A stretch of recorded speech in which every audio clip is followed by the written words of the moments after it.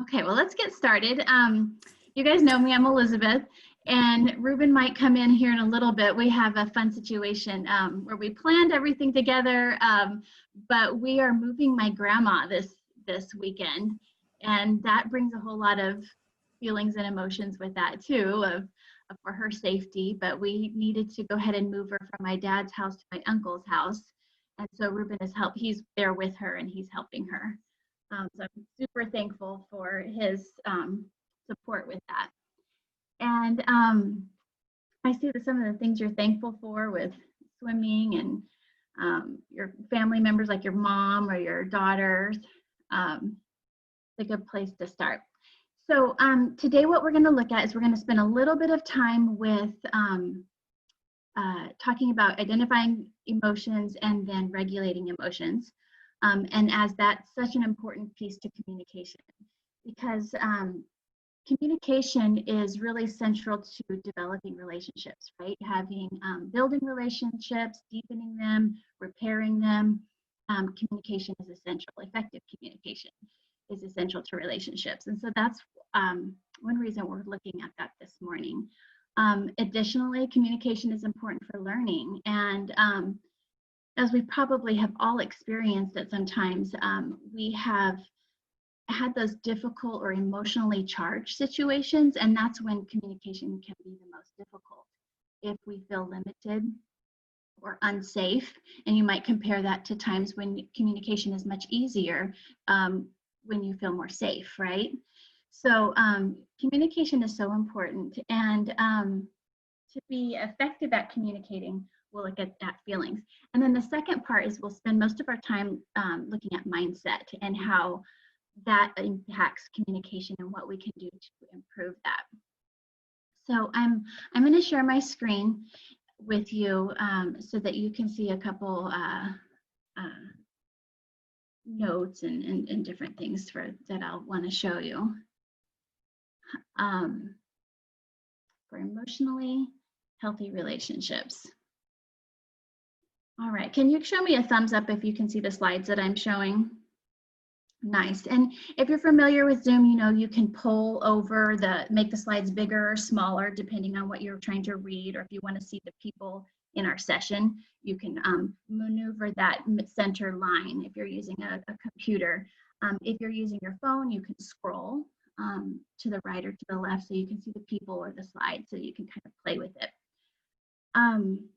So to be effective at communicating, we need to notice emotions and feelings. And what a lot of researchers say is that first of all, emotions are neutral. They're not good or bad. And it's part of what makes us human. Our brains are wired for feeling and emotion. And that's when information comes into our brain, that's what it goes to first, is the part that our brain generates emotion. And researchers say it takes about 6 seconds where we have this emotion. And then once we stay on it longer, we call it a feeling, but I think that's pretty small detail. But that's one reason too that you've heard of people saying, well, take a deep breath or have mindful breathing when you are feeling intense emotion, because what that does is it allows you to think about the emotion that you're feeling within that little 6 second window. And that informs your decision-making process of what you're going to continue to do or change course or do. And so that's why breathing helps so much to help you regulate feelings. So what also researchers say is that we can grow our emotional intelligence. And when you hear people talk about emotional intelligence, it's recognizing your own feelings, managing those feelings, and then also recognizing the feelings of others. I've noticed that our ability to regulate our emotions really influences how others perceive us, doesn't it? So if depending on how I'm behaving with my emotion, you could judge me as trustworthy or untrustworthy in a conversation. You could perceive me as capable or incapable, or even immature. And we see that a lot of times, all these things too.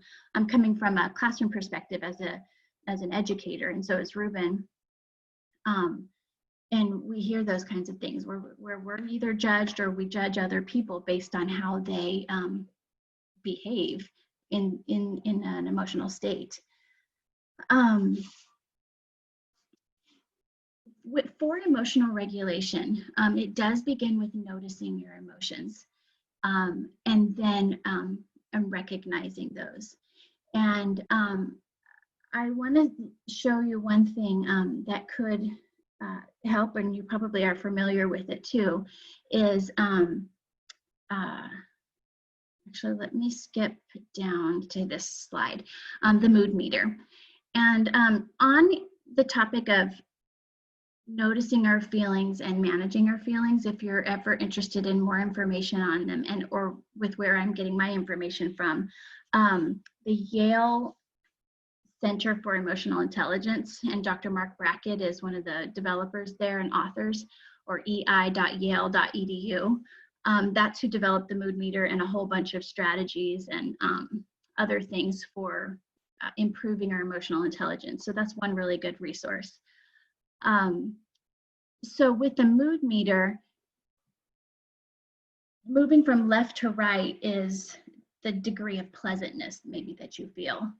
And then the vertical axis is the intensity or the energy that you feel. So think about a stressful situation, maybe that you've encountered recently at work, school, or home, and try to find on the mood meter your degree of pleasantness or unpleasantness, and your degree, the intensity level where you might have found yourself in that situation. Yesterday, I talked with a friend, a teacher, and she was very, she said stressed. And as we talked about it, she worked out where she was with extremely worried about all the different school announcements with schools being distance learning, and she has 2 young kids, and how is she going to, what's she going to do? Basically have to pay for childcare, and all of those things that just incite so much emotion. And so by using the mood meter, it's one tool that we have to help us identify how intense is our feeling, and it gives us that 6 seconds to process and make decisions, and even more healthy and better decisions from processing that. So at this time, I want us to use our chat box feature, and Joseph, if you'll help me out with this. When you think of a stressful situation that you've encountered this week, what other words do you have, or what words come to mind for the word stressed?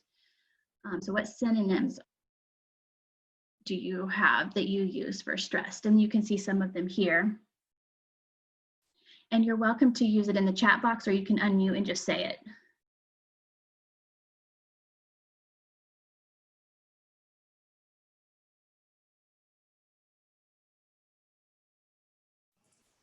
Got annoyed, frustration, overwhelmed,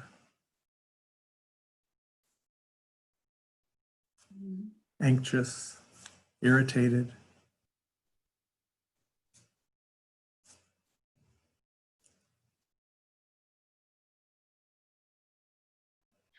When we think about our emotions and identify them, it kind of puts them in check, right? And feelings unchecked tend to intensify a little bit, don't they? Helplessness. Mm-hmm. And doesn't it come to your mind the scriptures that you know about anxiety, right? So that the stress or the worry, the anxiousness that we feel tends to be higher energy, higher intensity in the red zone, and there are so many verses that, and Jesus speaks to this about not being anxious, right? And so it's real that we're all faced so often.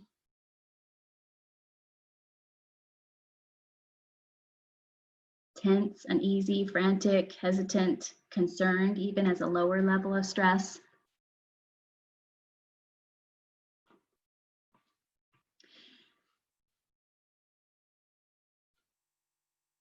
So keep this thought of identifying your feelings of your own, starting to regulate. I'm going to go back a few to this, to regulating our emotions. And one thing that is very helpful for healthy communication is listening. And the willingness to listen is a marker of emotional regulation. And when you think of listening, think of active listening, thinking of giving somebody your focus or attention, maybe with eye contact, maybe asking related or probing questions to really make sure you're understanding. It also, active listening means not just assuming what you know they are saying. Have you ever been in a conversation and somebody like interrupts and says what they think you mean, and that's not what you meant, right? And you're having to clarify. So active listening is a place of requesting clarification and not assuming that you know what they mean. And so we can paraphrase or summarize back. And also then key to active listening is noticing the speaker, the other person's emotions, and checking those to make sure you're understanding. Good listeners are able to more accurately understand a context and tone and intent of another person's message. And think about it, how often is conflict a result of misunderstandings, right? Of poorly delivered messages or jumping to conclusions of what the other person means or what they intend. So here's one strategy, way to grow your listening skills. And that's to regularly repeat or rephrase a message. So it could be somebody gives you a direction or tells you something, just repeat it back. Or it also could be a text in the form of a text message or an email. Read it and repeat it out loud. That gives you those, remember, because you're feeling it first, so that gives you that 6 seconds to process the feelings that you have with the message, but also to hear yourself say it, and to understand, you'll understand cognitively what it means a little bit more, and give you the opportunity to then ask a question back if it's that kind of setting. So I'm going to invite you to try this. Think about just so far the 10 minutes that we've been talking about this, and you can use the chat or you can unmute. And I would like to invite you to rephrase just anything that you've heard so far this morning on communication. And it even could be from something Jasmine or Brita or Dave said this morning. Unmute or use the chat. Recall and rephrase.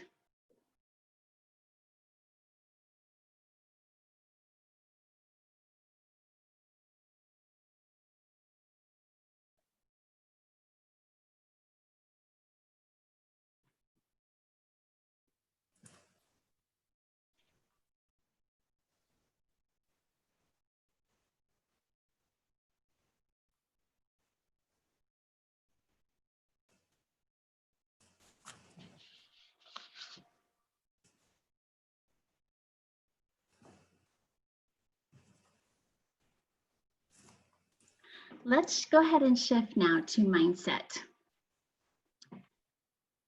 Mindset drives behavior. And the information that I'm going to share with you is something that Reuben and I have been learning about communication and mindset as mindset relates to communication. And it's from the Arbinger Institute. If you want to Google that or look at their books, that's where I'm getting my information, is the Arbinger Institute.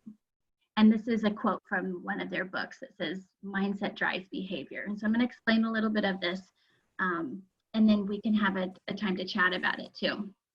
So what's presented is an inward mindset versus an outward mindset. And I'm sure there are other mindsets too, but this is just one way to think of it, okay? So an inward mindset is when we take the position that others don't matter like I matter. And really they're objects. People are objects, and my objectives and behaviors, my results are more important, and people are objects or vehicles that I can use. And also people are obstacles that I can blame, and they're irrelevant and I can just ignore them. And so that's one type of mindset that we'll call inward mindset. outward mindset is where others matter, like I matter. My objectives and behaviors take others into account and focus on our results instead. And I see people as people. And I see their needs and their objectives and their challenges, and those things matter to me. So that would be the outward mindset. So let's unpack these just a little bit. One way, back to the inward mindset, one way to think about these is by behaviors. And if you look, just scan this list of hard and soft behaviors for the inward mindset of seeing people as objects. You know, when I blame people, or I ignore them or exclude them, or I avoid, just engage in niceties. These are behaviors that we might use when we're in inward mindset. And then scan here. Here's a list of behaviors with the outward mindset. So you see listening and showing appreciation.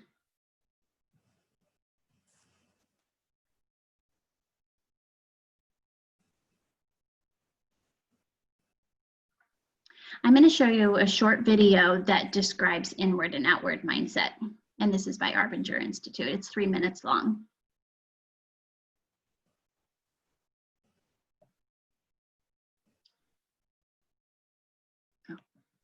I should say, if it lags a little bit, go ahead and turn off your own video, and that will help the technology part of it.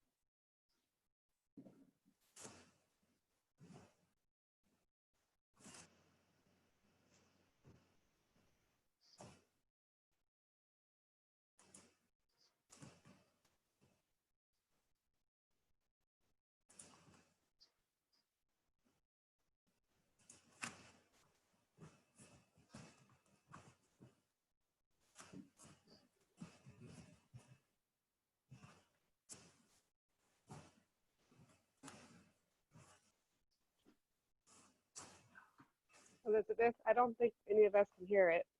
Thank you for telling me that. I forgot to check the audio button. I'm so sorry. So what I'll do, I wasn't sure if you were seeing anybody's comments or anyone else seeing it. I'm like, I better talk. Sorry. Thank you so much. I'm all watching the video. Okay, I'm going to repeat, but I know it showed a little bit of pictures, and I'm just going to keep it going from where it's at. So I'll reshare it, and I'll check the audio button. Totally my fault. Sure. Thank you. Sound. Here we go. And I'll see if I need to go back with it a little bit. Thumbs up if you can hear it now. But we just don't see our impact on others when we're inward because we're not taking others into account. The difference in our experience with other people, moment by moment, depends on our mindset. When we look outward and we see other people, we have what we'll call an outward mindset. But when we approach life concerned primarily about ourselves and our own needs, we have what we'll call an inward mindset. Just as we've all had our own experience operating from these two mindsets, we've also each had our own experience interacting with people who see us as people or who see us as objects. And we know what it's like to be with other people who have an outward mindset. We know what it's like to feel really seen by others, to be with other people who take us into account. And of course, we all know what it's like to interact with people who are just inward, people who don't see us as people. It's a very, very different experience when we don't feel seen, when other people don't take us into account. Just take a moment and identify those people in your own life who have seen you as a person. People who have been curious about you, interested in your needs and your challenges and your objectives. What impact did their outward mindset have on you? Just be on the lookout, pay attention, look around you, and try to notice those individuals, both at work and at home, that help other people feel seen. Observe them. See what you learn from them. Pay attention to how other people respond to them. And see what you notice. Good luck. So, as human beings, and just from our own experience, we can discern others' needs, and we can sense their needs, right? We can sense that we need to, at a way that we need to treat others, or a way that we ought to treat them. And we've also learned so much from Scripture that tells us how to treat others. So what Arbinger Institute is saying is that when we don't do that, when we don't respond to others as people in this outward mindset, and do what we ought to do, or we do something that we shouldn't do, that they would describe as we betray that sense, or we betray ourselves, or self-betrayal. They use those words. And so when we don't treat someone the way we should, what we end up doing is then we don't feel good about that, right? And so then we want to make ourselves feel right. And so we start to self-justify. We need and seek to justify ourselves, to make ourselves feel okay with how we're treating others. So we do this, we justify ourselves through blaming and excusing. So we blame others and excuse ourselves. We shift the responsibility to others. And we betray that outward sense toward others. And then we have this feeling, this need to feel justified. And so in betraying ourselves, or betraying that sense toward others, right? We end up kind of distorting our experience, and how the Arbinger Institute puts it is then we kind of live in the box, in the box of inward thinking, and we're telling ourselves this lie, we're living this lie, all of our emotions and all, and we're self-deceived. Reuben and I kind of laugh and think about how, that those sayings of follow your heart, or those kinds of things, when the heart is deceitful, is just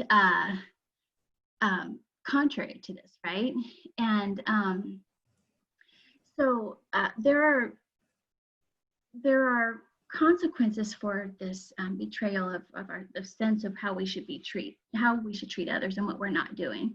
And so then we resent people and we blame, and it's really not because of what they're doing to us or their lack of communication, but because we need to feel justified for what we're not doing for them. And so I want you to consider, I want to invite you to consider a couple red flags to kind of catching ourselves in an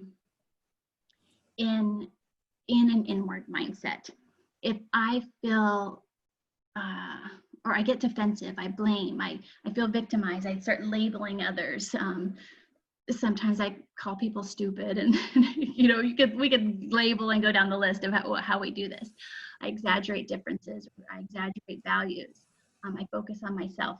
When we catch ourselves doing this, that's a little red flag that I'm having an inward mindset, and it's going to affect my communication and make communication, inhibit teamwork and improvement, productivity even, or getting even results like in your workplace, when we're operating in this from this inward mindset. And notice that all of these really kind of, what do they have in common? They're kind of a place of accusation, right? And they don't unite people, they divide others from us.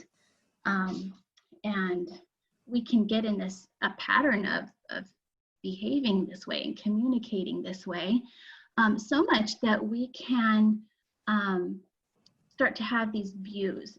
And so the slide that you see 4 boxes. Think of it this way: the top 2 boxes are just patterns or ways we can, when we're in an inward mindset, when we think of ourselves above others.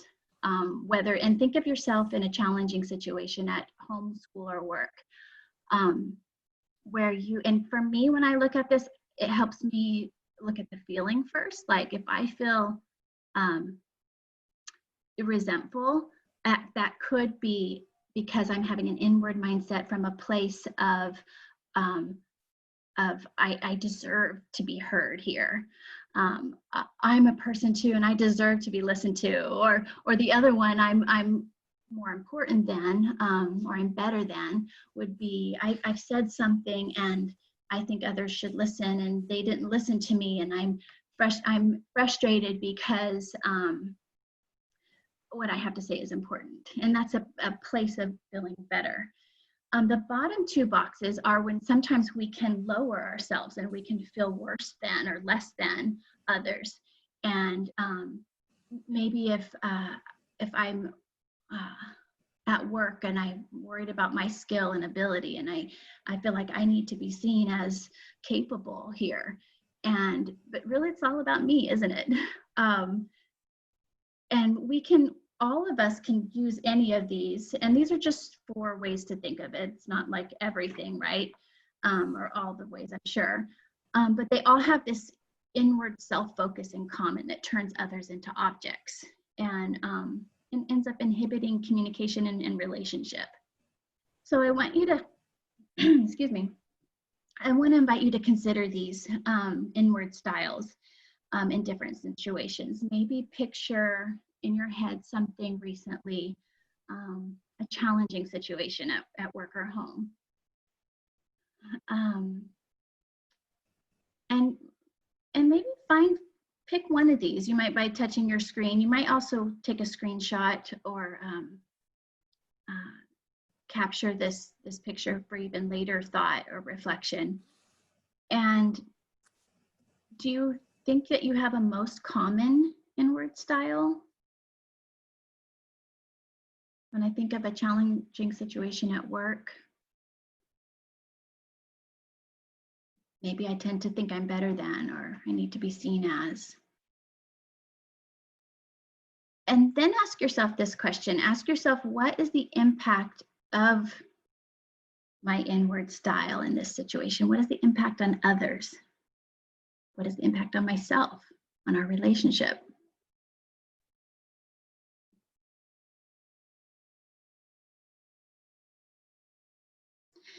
And now you might be thinking, okay, I've got some things to notice here. Oh, how can I try to work on having an outward mindset? And so I'm going to show you a couple things here. With an outward mindset, where we're seeing others as people and who are valuable, and one strategy is the acronym is SAM: see others, adjust efforts, measure impact. So in seeing others, we try to see the others like what they need or what their objectives or challenges could be. And for me, what helps me with this is I remind myself to be curious about others. And so, and take the place of building relationship. A lot of times, whether it's in our home with our, let's say, our family members, or to people who report to us at work, we might go straight to correcting or teaching quite often, like teaching them what they need to do.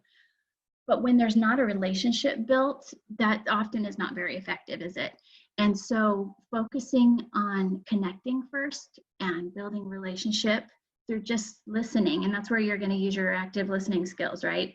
To say, what do you need? What are some of the things that you're going through right now? And just listen. And try to see and understand, and spend most of your time there with people. And then number 2 is adjust efforts. Here's where you ask yourself, okay, or ask the other person, what can I do to help? And you're going to try to do something to help. And then measure impact is you see, okay, and what I'm doing to help, is it actually helping? And if it's not, adjust and change your strategy, change what you're doing to help, enter into that conversation to try to find out another way to help.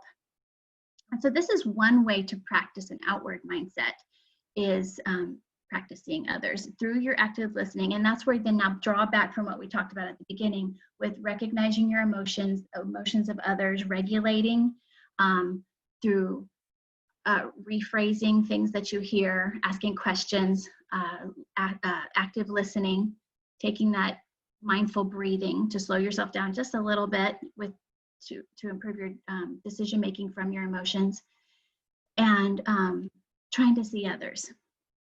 And then the reason I spent time on the inward mindset is for awareness, right? So many things that we work on start with being aware. I didn't know that before. I just wasn't aware, and how when we are aware of things, like even our own bias and everything, how we can start to work through things. So awareness, so seeing others is where you can start by practicing being outward mindset. And the most important thing, or the most important move we can make, is to make the change that we are waiting for the other person to make. Make the change we are waiting for the other person to make. Because when we operate or respond or communicate from an inward mindset, we usually get an inward mindset back. When we operate with an outward mindset, we usually get an outward mindset back. We can. And when we make the change that we want others to make first, we actually give the other person a different person to respond to, don't we? And so we can see how our mindset drives our behavior and impacts the communication that we have with other people.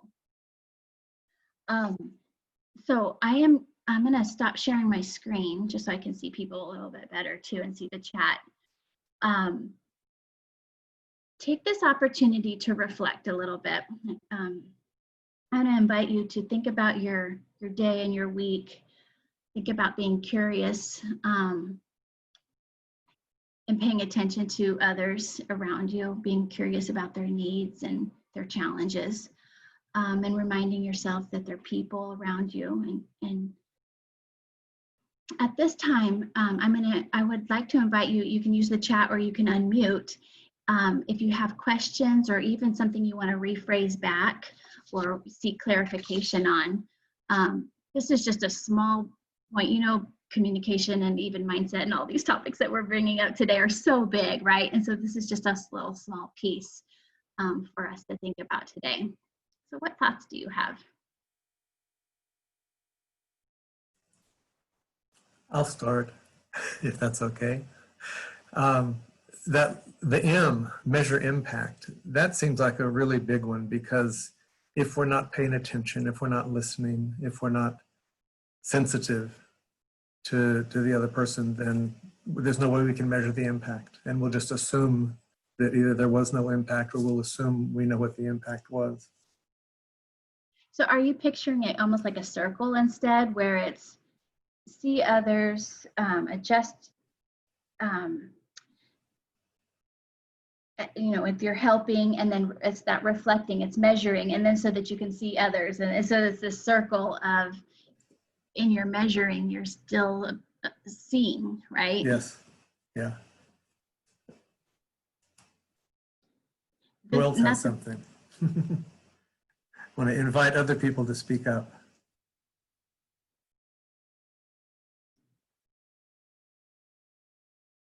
It's a big deal in education as teachers, and I would guess that it would be important in any job where we're entering into that reflection on our impact, right? Because if everything we're doing is not even helping, why are we doing it, right?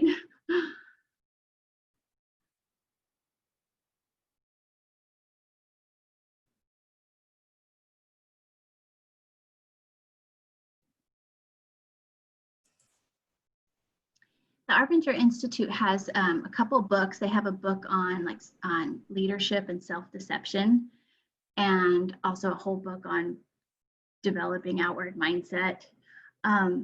I've found as I've read some of this that it reminds me so much of different scriptures that I know about loving people and treating others the way I want to be treated. By our love for one another, people will know we are his followers. So sometimes when Reuben and I read this, we go, this is just the Bible. But I also want to make a point that it's not the Bible. It's not the Bible. It is a way to help us understand and live and apply things, but still it's different in a way too. Hey Liz, this is Mm-hmm. in regards. Hi, Nate. Hi, how you doing? And great workshop. I think it's kind of giving us a lot to think about and chew on. One of the things that you mentioned was the change that we want to see in others. We need to kind of incorporate that change in ourselves. And that was actually a pretty significant point. Can you go a little deeper on that in that point? Because that was a pretty big one right there. How do we see that? Yeah, and let it sit even. So the most important move we can make is to make the change that we are waiting for the other person to make. So to me, and I could go back, let me go back to, give me a second, and I'm going to go back to my slides and I'll see which one I want to pull up. Where, because if I'm in an inward mindset and I'm blaming, right? I'm blaming others for what they're not doing. The most significant thing I can do then is actually to try to see where I can be helpful in that situation. Because often what we most complain about is what is bothering us is actually what we're doing, because it's this cycle. It's the authors of this book call it collusion, actually, where what we're doing is getting the same response from the other person. So if we can stop doing that and do what we want the other person to do anyway, sometimes I think it even touches on forgiveness and unforgiveness issues, right? To stop doing that and then instead to respond with the outward mindset of gratitude and listening, offering helpful feedback that's from a place of valuing the person and not using them to get something that we need. A real example is, and this is a very small example actually, is sometimes I'll talk to someone in a store or make a phone call, right? And there's something that I need. But a lot of times it's emotional. I was talking to, whether it's a doctor's office or something, and you're feeling physical pain and you want something and you need something, but to how I talk to the person really matters, right? Yeah. So go ahead. More like it's kind of tying into the treat others the way you want to be treated, but remembering that in the sense of how I also see that person and what they might be doing, what they might be doing is something I also want to be treated differently as well. I might be doing it as well. So they might be mirroring me. Well, in this book, they're saying almost all the time it actually is, right? And when we change, then we're giving a different person for that person to respond to. Because if I don't change and expected them to change, we're just keeping on doing the same thing to each other. Right. But when I change, most of the time, you're a different person to respond to, so they're going to respond differently with more of an outward response. And again, we're humans. I know we're not expecting it to be immediate, but there's a part of being consistent in that process of that change as well then, right? So it's just practicing it. It's not just doing it one time. It's going to probably not work the first time, but consistency at that point. And not be very easy, probably, right? Of course. Nothing ever is. And that's why I brought in the recognizing feelings, and it sounds really good, but really I've experienced true growth, you guys, in practicing naming my feelings. And even my son said the other day, he said he was stressed because he had his final presentation on his summer school class, and we talked about that. And my moves as a communicator was, and I kept myself from saying anything. I did the as in say more about that, so he could really just talk without me trying to fix or offer. Well, when I have a class, this is what I do, but to listen. And he said, so he named how he felt. Then he got to where he was really worried and nervous about tripping over his words. And that was so different than giving a presentation in class where he felt pretty confident with. And then he said, I don't get it. What does me just naming how I feel, that I feel worried about this, how does that help me? And so we got to talk about that. And the funny thing is that sometimes it doesn't make sense that it can help, but yet it does, right? Naming it, and because cognitively it gives you that time to process it better. And so I think that's the same. I want to apply that to then practicing the outward mindset of catching myself, almost picturing like yourself as a hawk above you, and you're creating this loop of being metacognitive, right? Thinking about how you think and how you feel, and you're more likely to catch yourself, and you're more likely to catch yourself doing what you don't want to do for a while, right? And with practice, like anything with practice, you begin to catch yourself earlier in the stages before getting mad and flying off the handle, right? And making improvement in how we treat and communicate with people, especially those we love the most, right? It's usually the ones we love the most, it seems. Yeah, we're all work in progress, aren't we? If I can add something, I know the whole, the inward mindset, outward mindset, a lot of times when people will, unless you're always in that mode of always looking, it's like, I gotta be careful what I say. We're always toggling back and forth between an inward and an outward. And I think practicing it more and trying to get very comfortable with it, where the outward is a lot louder, but a lot of times I find myself, I do lead a software team, and I do have some high achievers and some not so high achievers. And I find myself toggling back and forth in the meeting where I just want to say, why aren't you doing it the way we just laid it out? So I say, well, and I really, and sometimes people look at you like, well, what's going on? Why isn't she telling us what to do? I was like, I'll take that like 6 seconds and I'll think about it. And I kind of always go like this. And I look at the person in the eye and I'm really thinking, what am I going to say in front of the whole team? Now we're all remote. And a lot of times I do, luckily, and thank God, that I do come up with a more, well, I'll challenge you to look at the procedures we have, and if you see where there could be improvement, then please let us know. And I try, and I say, and I'm looking at one person, but I really want it for everybody, so he doesn't feel like I'm singling him out. I say, and I challenge everyone, if there is room for improvement, we always want to improve our process. And then I start to, then that outward starts to flow a little easier. When I just want to immediately go in and say, I wrote it all down, just follow my directions.